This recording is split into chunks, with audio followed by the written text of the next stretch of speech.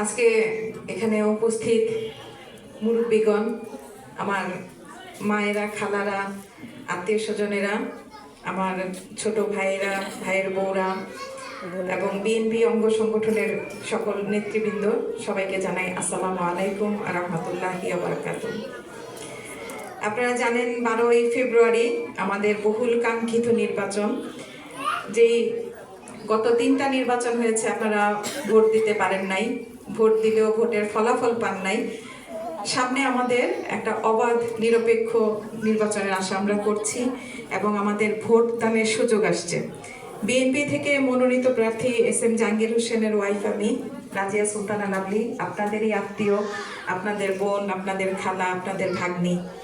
আমার বাড়ি 2টা রোড পরেই, তো প্রতিবেশী হিসেবে, আত্মীয় হিসেবে আপনারা দেখেছেন যে এই গত 17 বছর আমার আত্মীয়রা খুব ভালো করে কাছ থেকে আমাকে দেখেছে যে আমি কি পরিমাণ নির্যাতনের শিকার হয়েছি, আমার হাজবেন্ড কি পরিমাণ নির্যাতনের শিকার হয়েছে, আমার প্রতিবেশীরা প্রতিনিয়ত দেখেছেন যে কি পরিমাণ পুলিশ এসে আমার বাসায় ডিস্টার্ব করেছে।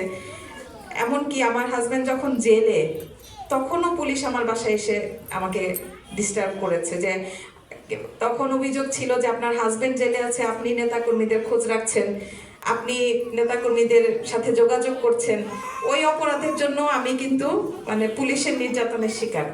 প্রতিনিয়ত পুলিশ আসছে এবং এটা সবচেয়ে বড় সাক্ষী হচ্ছে আমার ছোট ভাইয়েরা যারা বিএনপির সাথে জড়িত এবং আমার আত্মীয়রা যারা আমার পাশাপাশি থেকেছেন, আমার খোঁজ খবর নিয়েছেন। আজকে সেই আত্মীয়তার দাবি নিয়ে, প্রতিবেশীর দাবি নিয়ে আপনাদের কাছে আমি আকুল আবেদন জানাই যে এই অন্যায়ের প্রতিবাদের সুযোগ এসেছে। আমাদের প্রতি যে অন্যায় হয়েছে সেটার বিবেচনা আপনাদের হাতে আমি ছেড়ে দিলাম। আপনারা আমাকে চিনেন, আমার হাজবেন্ডকে চিনেন, আমি ছোট থেকে আপনাদেরই সন্তান, আপনাদের মাঝেই বড় হয়েছি। আপনাদের যে কোনো সুখে দুঃখে পাশে থাকার চেষ্টা করেছি। ভবিষ্যতে যদি জনপ্রতিনিধি হিসেবে সুযোগ পাই, আমার হাজবেন্ড যদি সেই সুযোগটা পান, আমি আপনাদের মাঝেই থাকবো, আমার হাজবেন্ডও আপনাদের মাঝেই থাকবে।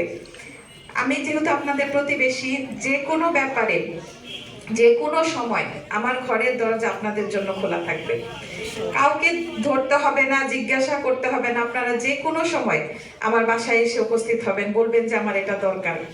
আল্লাহ যেন সেই কাজ করার তৌফিক আমাদেরকে দেন ইনশাআল্লাহ। আর আপনাদের প্রতি আমার অনুরোধ থাকবে যে ওই যে বলেছে আত্মীয়তার হক, প্রতিবেশীর হক, সেই হিসেবে আপনারা আরো মানুষকে উৎসাহিত করবেন, সবাইকে বলবেন যে আমাদের আত্মীয়, আমাদের প্রতিবেশী, চলো আমরা তাকে ভোটটা দেই।